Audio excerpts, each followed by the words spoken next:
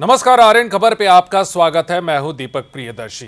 बिहार के सरकारी स्कूलों में शिक्षकों की बहाली तो होती है और वो शिक्षक हैं, सभी शिक्षक हैं, उनका काम है बच्चों को पढ़ाना और वो बच्चों को पढ़ाते हैं। लेकिन कैटेगरी अलग अलग हो गई, एक के बाद एक कैटेगरी अलग हो गई और अलग होने के कारण जो है वेतन भी अलग अलग हो गया। सबके कैटेगरी अलग अलग है, अलग अलग वेतन है, जिसके कारण पूरे बिहार के जितने भी सरकारी स्कूलों में कार्यरत शिक्षक हैं, तकरीबन 6 लाख के आसपास कहा जाता है कि सरकारी स्कूलों में शिक्षक हैं और उन शिक्षकों में वेतन विसंगति का एक तरह से मामला है। सबके वेतन अलग अलग हैं और कैटेगरी भी इतनी है कि आप सोच के दंग रह जाएंगे कि एक शिक्षा विभाग में जो बच्चों को पढ़ाने वाले जो शिक्षक हैं उनमें कितनी कैटेगरी है। देखिए, ये मामला आज इसलिए उठा रहे हैं क्योंकि आज अपर मुख्य सचिव एस सिद्धार्थ ने बड़ी बात कही है। देखिए, अपर मुख्य सचिव एस सिद्धार्थ शनिवार को शिक्षा पर बात करते हैं और उसी दौरान एक सवाल आता है। एक विशिष्ट शिक्षक ने एक सवाल पूछा और सवाल उनका ये था और उनकी बात ये थी कि जितने भी विशिष्ट शिक्षक हैं और उन शिक्षकों में कहीं न कहीं वेतन विसंगति का एक मामला है और जिसके कारण जो है वो शिक्षकों में एक तरह से दरार सी आती है, मनमुटाव सा होता है। इसे दूर करने का आग्रह जो है वो अपर मुख्य सचिव से किया गया था। तब अपर मुख्य सचिव एस सिद्धार्थ ने भी माना कि बिहार में अलग अलग कैटेगरी के शिक्षक हैं। हालांकि उसका सवाल जिन्होंने सवाल पूछा था वो विशिष्ट शिक्षकों से संबंधित था, लेकिन जब अपर मुख्य सचिव ने ये अपनी बात कही तो बात आते आते इस बात तक आ गई कि अलग अलग कैटेगरी के शिक्षक हैं और उन्होंने बड़ी बात कह दी कि जिससे समस्या तो होती है और शिक्षकों को भी समस्या होती है, लेकिन साथ ही साथ उन्होंने इसका निदान भी बताया और बताया कि अब इसको कैसे ठीक करेंगे।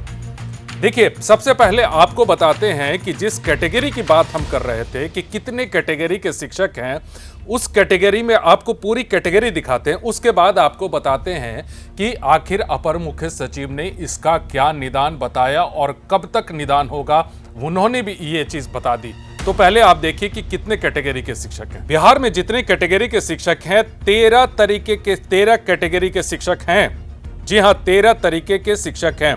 पहले हैं नियमित सहायक शिक्षक, दूसरे हैं 1994 बीपीएससी से नियुक्त सहायक शिक्षक, तीसरे हैं 1999 बीपीएससी से नियुक्त सहायक शिक्षक, चौथे हैं 34,540 वाले सहायक शिक्षक, पांचवें हैं अनुकंपा पर बहाल सहायक शिक्षक, छठे हैं नियोजित शिक्षक, सातवें हैं शारीरिक शिक्षक, आठवें हैं अनुकंपा पर बहाल नियोजित शिक्षक, 9वें है बीपीएससी टीआरई-1 अध्यापक, 10वें है बीपीएससी टीआरई-2 अध्यापक।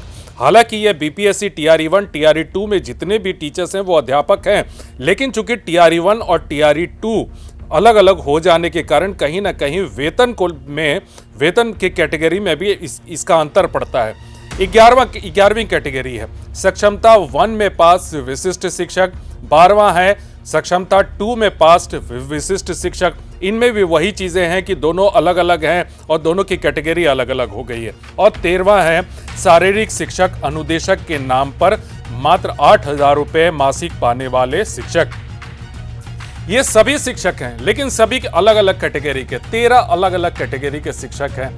हालांकि जब इस पर अपर मुख्य सचिव एस सिद्धार्थ से पूछा गया तो अपर मुख्य सचिव ने कहा कि देखिए, अभी जो वेतन का मामला फंसा पड़ा है, जी हाँ, विशिष्ट शिक्षकों के वेतन का मामला फंसा पड़ा है। एचआरएमएस, प्राण नंबर, ये तमाम ऐसी चीज़ें हैं जिसे लेकर जो है विशिष्ट शिक्षकों को वेतन नहीं मिल रहा है। उनका कहना है कि पहले ये वेतन वाला जो प्रॉब्लम है, उस प्रॉब्लम को हम जैसे ही खत्म करेंगे उसके बाद हम इस काम में लगेंगे कि जो वेतन विसंगति का मामला है या फिर कैटेगरी का मामला है। उन्होंने इस बात की भी चर्चा की कि कई कैटेगरी के जो शिक्षक हैं उन शिक्षकों के बारे में भी उन्होंने कहा कि उस पर भी विभाग गंभीरता से विचार करेगा। देखिए, जितने भी शिक्षक संगठन है बार बार हमेशा से इस बात को कह रहे हैं कि बिहार में कितने सारे अलग अलग कैटेगरी के शिक्षक हैं और इसके कारण शिक्षकों में काफ़ी जो है वो विभेद होता है। स्कूलों में होता है, स्कूलों में ही अलग अलग कैटेगरी के शिक्षक हैं। कोई कहेगा कि आप तो सहायक शिक्षक हैं, कोई कहेगा कि अरे आप बीपीएससी टीआरई के शिक्षक हैं, कोई अपना कॉलर ये कह के खड़ा करेगा कि आप सक्षमता पास वाले हैं तो हम सक्षमता पास वाले शिक्षक हैं, कोई कहेगा कि हम तो नियोजित हैं।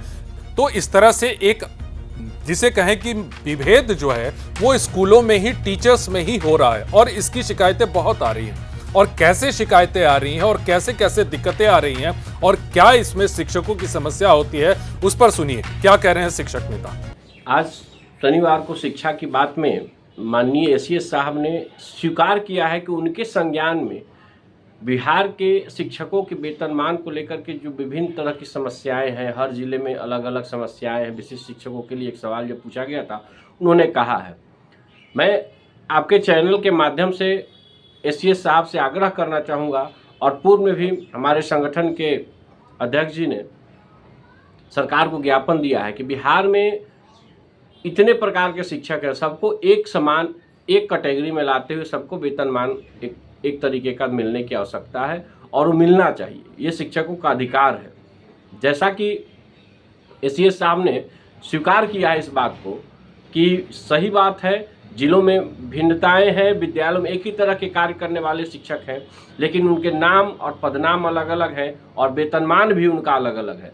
तो ये बिहार के लिए विडंबना की स्थिति है। और अगर एसीएस साहब जो इस तरीके से शिक्षकों की हर छोटी बड़ी समस्याओं का निष्पादन करने के लिए पूरी तन्मयता के साथ लगे हुए हैं, हम उनको साधुवाद देते हैं और उनसे आग्रह भी करते हैं कि इस बड़ी समस्या का निदान आप कर दें। बिहार में जो 16, 17, 13 कैटेगरी के जो शिक्षकों की सूची बनी हुई है कि इतने प्रकार के बिहार में जो शिक्षक हैं, उनको आप एक समान कर दीजिए, एक समान वेतन में लागू कर दीजिए, तो एक बड़ी उपलब्धि होगी और ये हम सब के लिए ऐतिहासिक क्षण होगा।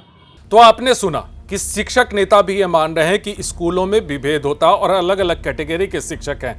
तो ये मान के चलें कि क्या आने वाले दिनों में शिक्षा विभाग या अपर मुख्य सचिव ऐसा कुछ करेंगे जिसमें इतने सारे कैटेगरी के जो शिक्षक आप देख रहे हैं, एक बार फिर अपने स्क्रीन पर देखिए कि इतने सारे कैटेगरी के शिक्षक हैं, वो शिक्षकों को क्या सिंक्रोनाइज करके क्या उन्हें कम किया जा सकता है, क्योंकि इतने कैटेगरी के शिक्षकों को संभालना भी एक तरह से दिक्कत है। और यही कहीं ना कहीं आप कितनी भी समस्या का समाधान कर दें, समस्याएं जस की तस इसीलिए रह जाती हैं क्योंकि चीज़ें भी बिखरी हुई हैं। उन बिखरी चीज़ों को अब समेटने की ज़रूरत है।